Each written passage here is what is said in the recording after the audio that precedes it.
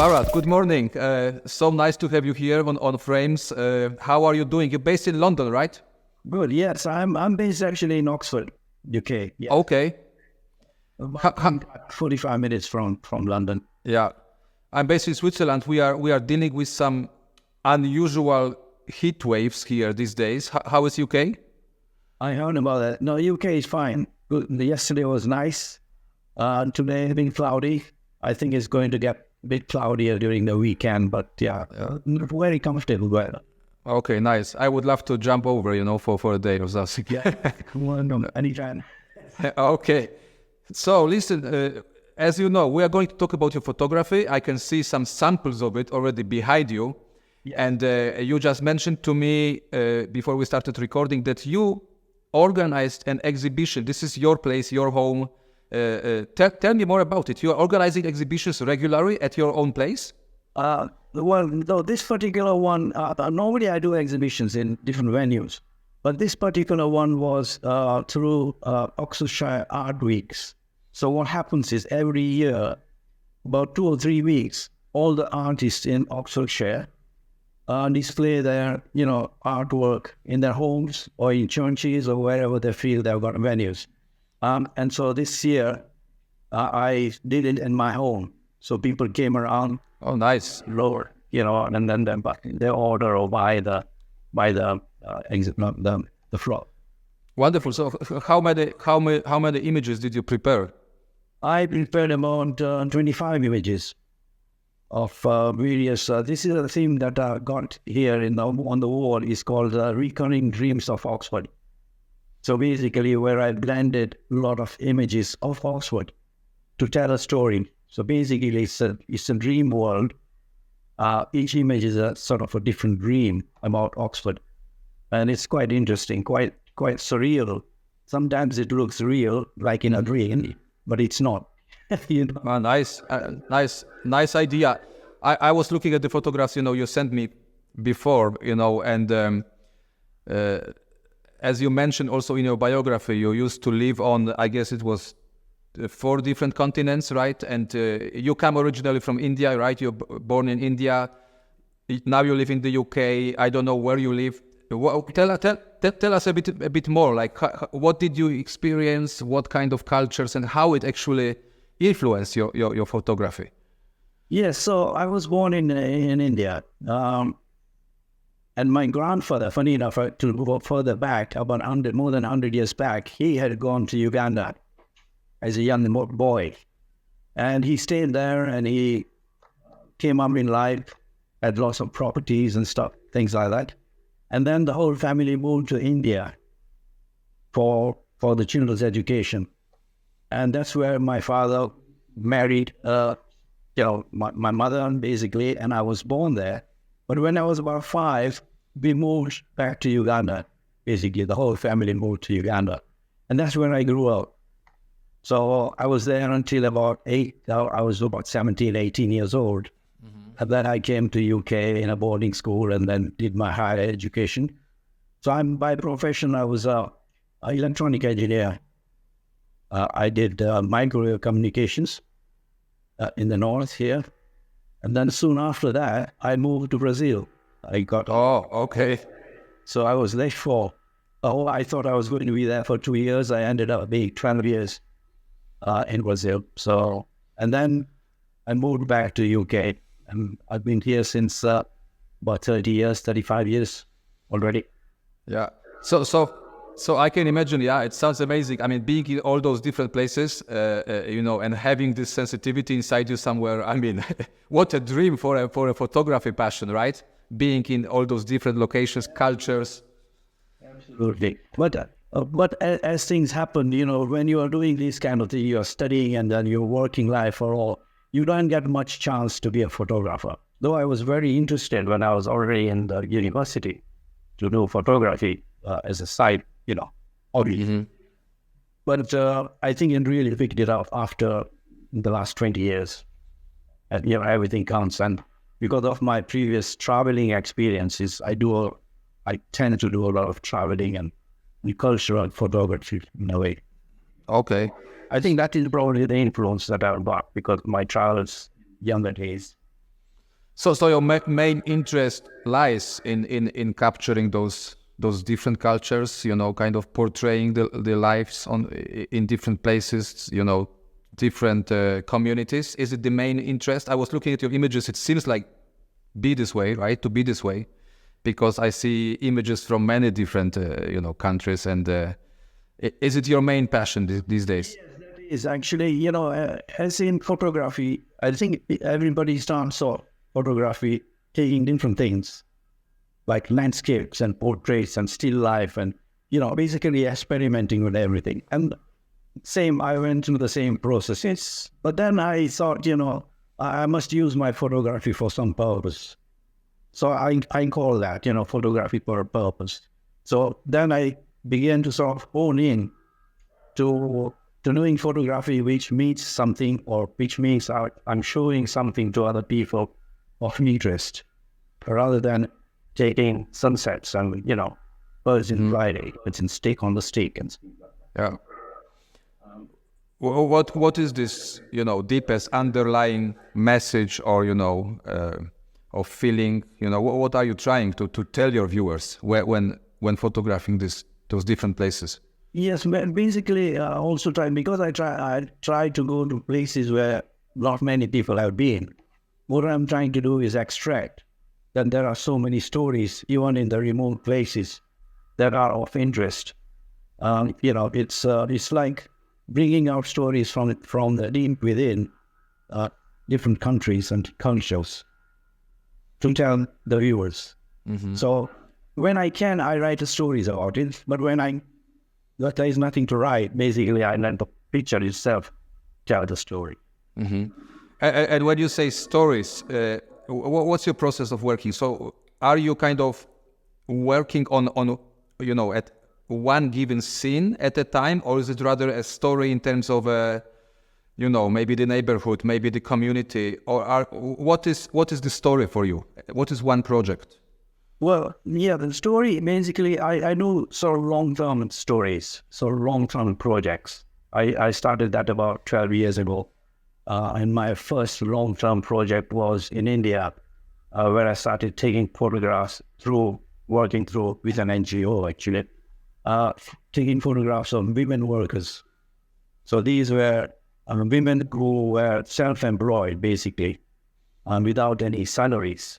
So they were sort of street vendors, home-based and manufacturers and all sorts of women workers. So I was taking that for quite a few years.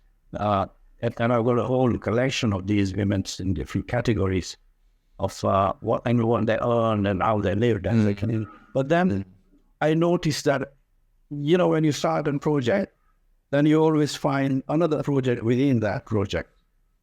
And that's how my other projects developed. So when I was taking these women workers, I used to go to these construction sites and I would see women working there.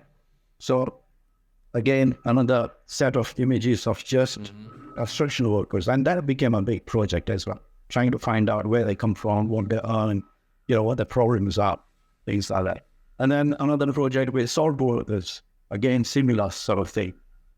And my last one now we saw is on the nomadic tribes, again, in India. So that's a big one. Are the projects usually, tied to one area, one place, or are you trying, for example, the Working Women project, are you trying to kind of overlap and look for the parts of those projects in different countries, different continents, on different continents? Yeah, I normally concentrate in India on the projects because I go with a specific intention of doing these projects. So it's all concentration on that. And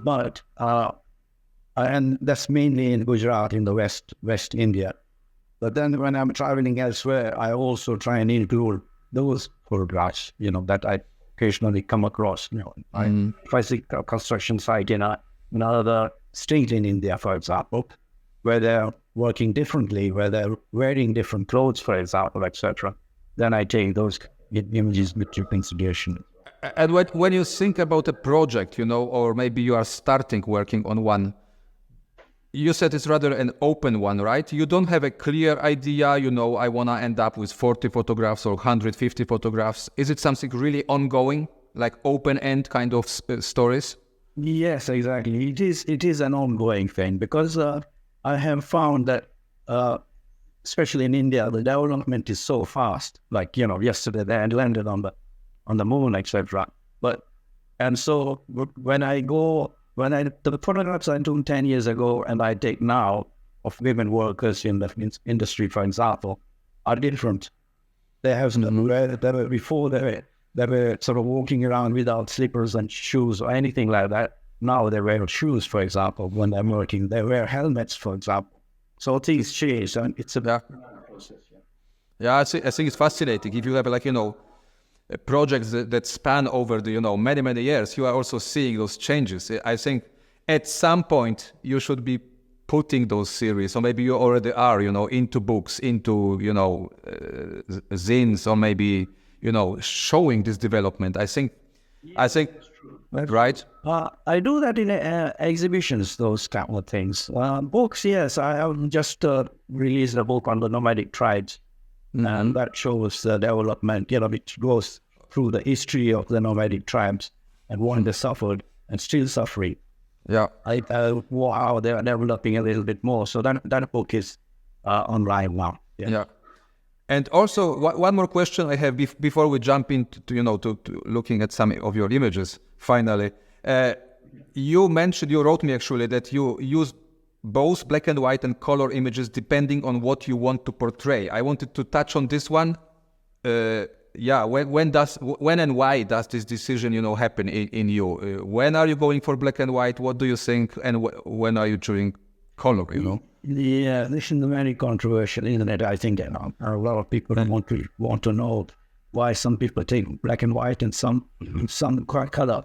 I tend to mix it in my projects, because I take a lot of photographs of the tribe group, you know, whether it's in Africa or in India, where the things are very colorful. Yeah, and so most of the time people expect those kind of photographs to be in color because they want to see the color. But often I don't want that distraction in my photographs, you know. And that is the time when I would take it into black and white. So if I see somebody with a sad face or concerned face, for example, and I take a photograph, I don't want to show them. I show them with red saris or green saris or purple saris, you know. I would rather show them as black and white. And you have the feeling of. I often think about those things myself, obviously. It's an interesting, you know, concept or consideration that why do we think that, you know, leaving any given image in color, even if you want to, you know, concentrate, let's say, on somebody's face, you know, or keep the viewer's attention on this face, does the color really distract, you think? I mean, in real life, we see in color, and we still emotionally react to, you know, happy things, sad things, but somehow in photography, we have this concept of the color distracting, you know, and taking the attention away from it. Do you think it's really this way, or is it some kind of cliche we are kind of, you know, digesting all the time? Yeah, that's a good question. Actually, it's difficult to digest that. Right. But for me, the intention is to, and obviously there are only some kinds of images which can be good in black and white. I think everybody knows that. You know, not everything is good. Sometimes it's just the aesthetic of the image which makes it more interesting. So that is also comes into consideration. Then why put the color in? Yeah. I think I have some good examples, so we can actually look into it. I chose 3 images of yours. Let me try, you know, sharing the screen here now. I hope it will work. Okay, so I chose 3 images, and first of them is, you should see it in a second. First of them is actually black and white, right? So tell us, I love this portrait, such a strong portrait, such a, you know, full of yeah, I really connected with the woman here, and I want to know her story. Tell us a little bit more about this what we are looking at here. Okay, yes. So this one was taken in Angola. Mungwende Lengo woman, she is from the tribe, and I was just taking photographs of the tribe, this particular tribe and the settlement, and she was there holding a pipe, just holding it, and I sort of asked her if I can take a photograph, and I asked her to hold the pipe in that particular way because I wanted to take it in a different kind of more aesthetically looking rather than just a straightforward portrait or for her looking at the camera. So I wanted her to do something, and that was the best I could think of at the time, to hold the pipe inside like that. And if you notice, a lot of times I take my photographs with the sitter looking at the camera, straight at the camera. In fact, I make a point to show the lens, to look at the lens rather than my head or whatever, Yeah. And somehow I feel that way I can connect, or she connects with me. So if I'm asking who she is also asking me, who are you, in a way. So this it was a random person you met, right, on the street? No, she was in a settlement, in a tribal settlement. Oh, I see. So you have known her for a while, for. No, I haven't known her. I was with a guide, because most of this time you go with a guide to these people because they can communicate in their local languages. This was in the deep south in Angola. Okay, I see. And obviously most of the conversation is through the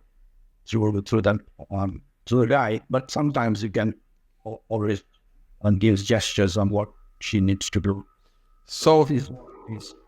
So you had a chance to, I mean, through the translator maybe, but you had a chance to exchange some, sentences with her, have a short conversation before taking the shot? Yes, yeah. I had a little bit of conversation, very brief conversations, because there were quite a few people around.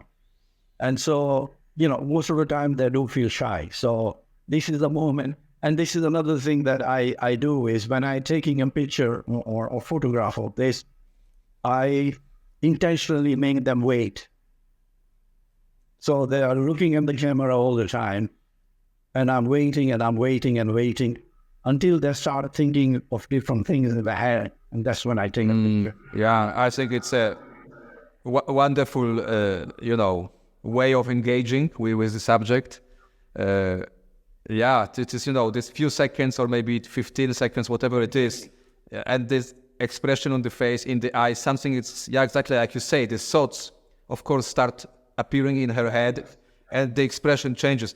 What about the lighting? So this is like in front of a building, or is it a special back? Natural light. It's a natural light, but it was under a shade, which unfortunately had lots of folds in it, but I avoided that. And it's a black white sheet, which two people sort of held. Okay, so here I will now push you a little bit for some good answers, because we just talked before about black and white color distractions. There is no distractions in this picture, right? It's a white background or whatever it might be. You still went for black and white. So tell me why. Right. Okay. Yeah. In this particular one, that I obviously had it in color as well. Obviously, I took it in color. But I quite often I juggle between the two, so see which one is good and bad. And the black and white for this particular image came out much better, because what had happened is, because it's a sweaty environment. If you see what I mean, it's a these people are there in the sun, and there is a little bit of sweat on the body, very light sweat. And when I convert that into black and white, it just gives that beautiful shine on the face and the body. And that's why I converted into that. No, I was not. I'm not questioning the choice. I think it's a brilliant choice, and I chose the image. I love it. It's just interesting to dig into, photographer's mind. I'm doing it myself very often, right? Comparing the black and white. But okay, let's now jump to another image. It's a complete. I mean, it's a different kind of photograph. Can you see it? Yes, yes. Yeah. So we have a landscape, beautiful landscape shot. I don't know, morning scene for. Probably, right? It is morning. I remember that very well. Actually, it's in I think Bagan. Well, I don't think it is in Bagan, in Myanmar. There are so many pagodas and temples in that area. It's just amazing sight. This was just quite a few years back. Actually, I think it was about 12 years ago, something like 10 or 12 years ago. And I woke up early morning, or 5 in the morning. And I knew exactly where to go because I had been the previous day on top of this temple. And I think they're not allowed anymore to climb these temples anymore. So 5 o'clock, I rented a bike from the hotel and I went there, everything dark, no lights on the street. I ended up in that temple, and I was the only one there, funny enough. And as the light, dawn came, and then there are balloon flights, and this one drifted to the right. So I waited for it obviously to drift a little bit, and then took the shot. So obviously you end up taking so many, but then you choose 1 or 2 which are. Yeah, brilliant shot. The composition, light, everything. There is, this is just amazing. So how did you know the location? Did you, which you were shooting from?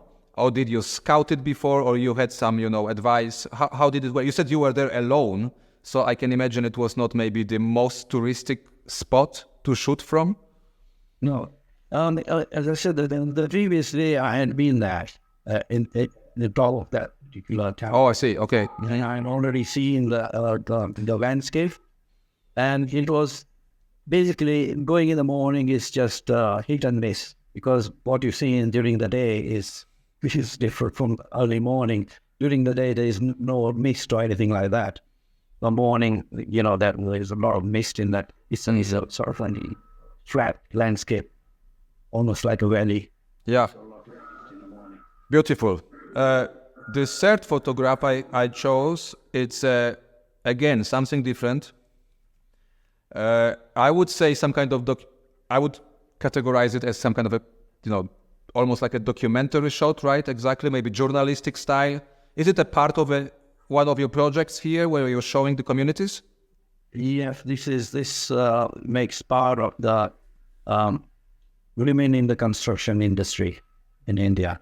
So again, an offshoot of the women workers, and many of them work in the construction sites, and they have kids on the construction sites, which are almost doing nothing. They don't go to school because they are immigrants. They are internal migrants, if you see what I mean. They're from 300-400 miles away or kilometers away into the cities to work for 8 months or something like that, and they quite often live underneath the buildings.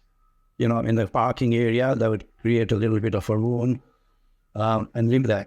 And so when they are working, in this particular case, there was an older brother and a sibling. So the older brother was looking after the sibling, and that's very common in the sons. Otherwise, the sons are all roaming around in the building sites, and they're really dangerous. There are no protections or grids or anything like that. It's quite worrying. But so I saw this particular one. It was a beautiful light coming through what was supposed to be the window, and I thought it's nice. I obviously took quite a few and found this. Yeah. So you have fantastic ability, I think, of combining such a touching image. It's immediately a story. You combine it with stunning light composition, so this is brilliant shot. And it's so one question. So in this kind of, when it comes to this kind of photographs, you mentioned before you also write, right? When necessary, the written word you are adding to maybe the captions, maybe longer pieces. And I think I was talking about it already before here on this show to somebody else. What do you think is the importance or necessity of adding the written word as a context to give people those context? Is a caption enough? Is a title enough? Or how important is adding more of text, more of the story, and actually explaining what is it all about? What are your thoughts on this one?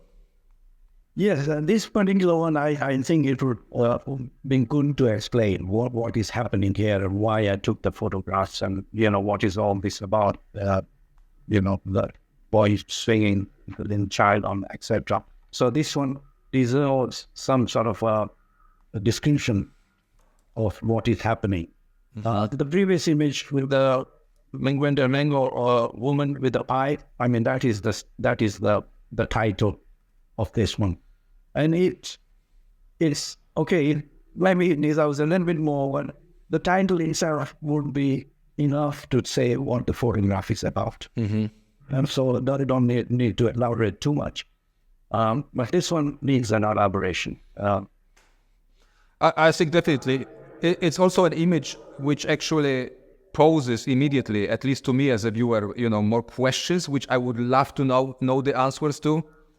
The other one is a straight-on portrait. Sure, it's interesting to know who the woman is, but here, of course, it's a more of a dynamic shot. There is obviously a situation, real life situation. So actually, it poses. So I think, no, Bharat, that's really stunning images. We will be showing more of your photographs during this conversation on the video. Next destination, next travel, next trip. Are you going somewhere? Yes, I'm going to Turkey next month, but that's more of a holiday, etc., not a photographic thing. And then I spend about 3 months in India every year. Wow, okay. Normally I go in November and stay up to February, but this time I will be going in January and staying until April time. So I get a different climate that I'll work to, and different festivals and different sort of photography as well. Okay, wonderful. I have never been to India, and I talked to a couple of Indian friends, a photographer, and everybody has kind of a different opinion. What is your opinion on, someone like me who never been to India as a photographer? India is a big country, right? And with different, where should I be starting? Where should I go first? I know it's difficult. It's when you first go to India. Normally, people go to Rajasthan, Delhi, see the Taj Mahal, and the typical places they call the triangle, the Golden Triangle, etc. Just to experience India. But I've done all that, and it depends. If you are really interested into, like I am, in the tribal, then you got to go away from that.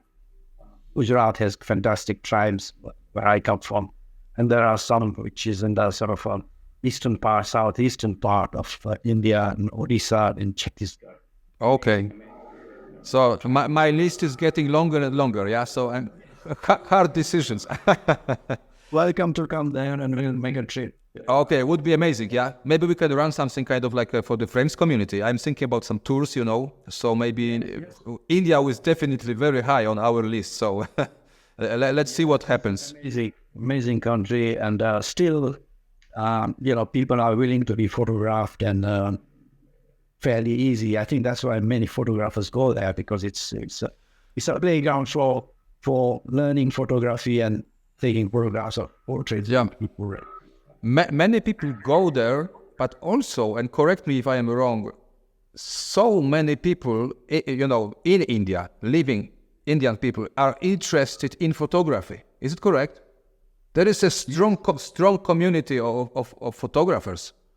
Very much so, and it's increasing all the time now. Why is it so? How did it happen, that photography? Because I feel it, from the friends I know on the internet. There is groups, there is huge communities. How did it start? How did it develop? What do you think? Well, I think what it is affluence. When I first started about 14, 15 years ago, people used to see me with a camera and, something that they would never be able to afford. They would be working, etc. But now you see, people can buy DSLRs. Obviously, mobile phones are getting much more, how do you say, photographic in a way. Yeah. So, all that is helping. And they have a different mindset to what we, as Westerners, I consider myself sitting on the fence, really. Mm-hmm. Because I live here, but I'm also at heart an Indian. And so I'm living on a fence. So I have a different view of India, whereas an Indian photographer has a different view of India, and he takes really different kinds of photographs. Yeah. Bharat, thank you so much. Was wonderful talking to you. Once again, fingers crossed for the Kickstarter, for all the projects, for all your plans. And we definitely stay in touch, right? We see each other on frames. Thank you so much. Thomas, thank you very much. And thank you. appreciate it. Yeah, and talk soon. Yeah, thank you.